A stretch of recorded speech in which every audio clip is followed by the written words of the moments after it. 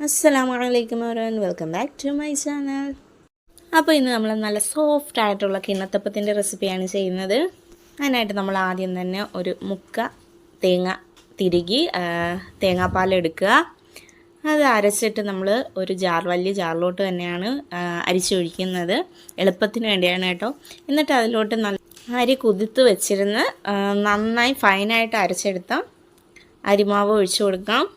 അതിനോട്ട് നമ്മളെ ക്വാണ്ടിറ്റിക്ക് അനുസരിച്ച് ഇപ്പം തോന മാവുണ്ടെങ്കിൽ 2 എഗ്ഗ് എടുക്കാം, അല്ലെങ്കിൽ 1 മുട്ട മതി.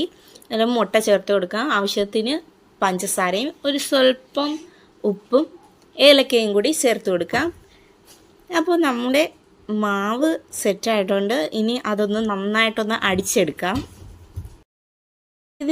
ഇതിൽ ചേർക്കുന്ന നമ്മുടെ ആ പച്ചരി ആട്ടിയത് അത് എത്രത്തോളം സോഫ്റ്റ് ആയിരിക്കുന്നോ അത്രത്തോളം സോഫ്റ്റ് ആയിരിക്കും നമ്മുടെ കിണ്ണത്തപ്പവും.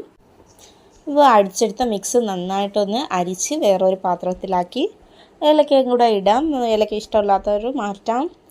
അപ്പോൾ ഞാൻ ഓളായിട്ടുള്ള ഏലക്കയാണ് ഇട്ടേക്കുന്നത്. ഏലക്ക പൊടി ചേർക്കേണ്ടവർ പൊടി ചേർത്താലും മതി. എന്നിട്ടൊരു പാൻ എടുത്ത് അതിൽ കുറച്ച് ബട്ടറോ ഓർ ഗീ ഏതെങ്കിലും ഇടുക.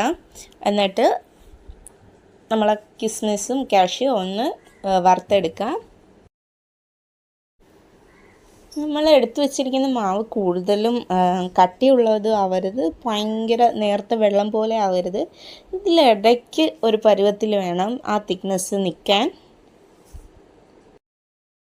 അപ്പം നമ്മുടെ കാഷ്യൂം കിസ്മസും റോസ്റ്റാക്കി കിട്ടിയിട്ടുണ്ട്. അതിനുശേഷം നമ്മൾ ഏത് പാത്രത്തിലാണോ സെറ്റ് ചെയ്യാൻ വെക്കുന്നത് ആ പാത്രത്തിൽ കുറച്ച് ബട്ടറോ നെയ്യോ തടകി അതിലോട്ട് നമ്മുടെ ഈ ഒരു ബാറ്റർ ഒഴിച്ചു കൊടുക്കാം. എന്നിട്ട് കിസ്മിസും നമ്മൾ റോസ്റ്റ് ചെയ്ത് വെച്ചേക്കുന്നത് ഇട്ട് കൊടുക്കാം. ഒരു ആവിപാത്രത്തിൽ ഇറക്കി വെക്കാം. എന്നിട്ട് നമ്മൾ ഏത് പാത്രമാണോ എടുക്കുന്നത് അത് ആ ഒരു ആവിപാത്രത്തിൽ ഇറക്കി ആവി കയറാൻ വെക്കാം. ഇപ്പം ഞാൻ 2 പാത്രത്തിലായിട്ടാണ് വെക്കുന്നത് കേട്ടോ.